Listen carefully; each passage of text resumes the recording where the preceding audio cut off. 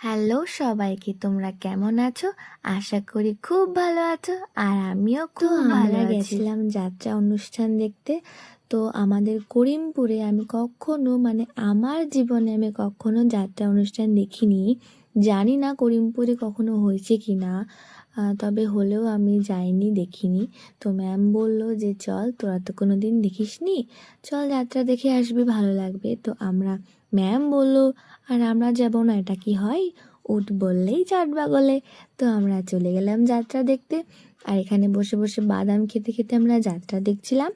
তো বাদাম খেতে গিয়ে তো পুরো গায়ে বাদাম ছড়িয়ে ছিটিয়ে একাকার করে ফেলেছিলাম। বাদাম খাওয়ার ভিডিওটা তোমাদের সাথে শেয়ার করলাম না, দেখলে হয়তো বলতে যে কোন বাচ্চা মেয়ে ভাই এভাবে বাদাম খায়।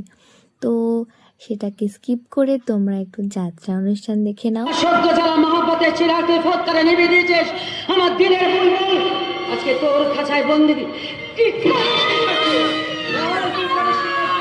বেগম সাহেবা, বেগম সাহেবা, তুমি তুমি আমাকে ভুল বুঝছো। হ্যাঁ, আমার কথা শুনে তুমি ভুল বুঝছো।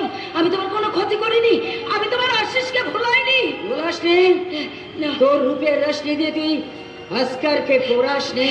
বেগম সাহেবা, বেগম সাহেবা, না বেগম সাহেবা না, তাকে তাকে খসম রূপে আমি কখনো কল্পনাও করিনি। গরিবের মেয়ে আমি, ভালো কাপড় কখনো জোটেনি, ভালো খেতে কখনো পাইনি।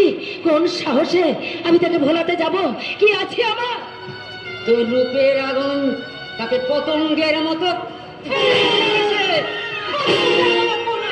বেগম সাহেবা, সে দোষ কি আমার? রূপের রশ্মি, সে হচ্ছে খোদা তাআলার দান, দিলের মহব্বত, সে মালিকের দোয়া। আমি আমি গরিবের মেয়ে, কখনো ওর দিকে যাইনি, কারোর সঙ্গে কখনো। তাছাড়া ম্যাম বলেছিল আমি যেখানে আগে থাকতাম চল ওই জায়গাটা তোদেরকে দেখাবো, তার জন্য আরও যাওয়া। তাছাড়া আমাদের করিমপুর থেকে কিশোরপুর খুব একটা দূরে না হলেও একটু ভেতরের দিকে, আমাদের ব্যাক সাইড ওটা যেহেতু, তাই আমরা কোনো দিনও ওখানে যাইনি। একটু গ্রাম গ্রাম টাইপের, আমাদের করিমপুর খুব একটা শহর তা না, তবে একটু উন্নত সব জায়গার তুলনায়, আমাদের এই এরিয়ার তুলনায়, তাই আর কি। আমাকে অনেকেই জিজ্ঞেস করেছিলে যে এটা কোথায় হচ্ছে, এটা কোথায়। তো আমি একটু আগেই বললাম এটা কিশোরপুরে হচ্ছিল। লাইফে ফার্স্ট বার যাত্রা অনুষ্ঠান দেখে বেশ ভালো লাগলো। আমরা প্রায় শেষের দিকে উঠে বাড়ি চলে এসেছি, কারণ আমাদের আবার বাড়ি ফিরতে হতো। আজকের ব্লগটা এই পর্যন্তই। দেখা হচ্ছে তোমাদের সাথে আবার নতুন একটা ব্লগ নিয়ে। ততক্ষণের জন্য সবাই সুস্থ থেকো, ভালো থেকো, টাটা।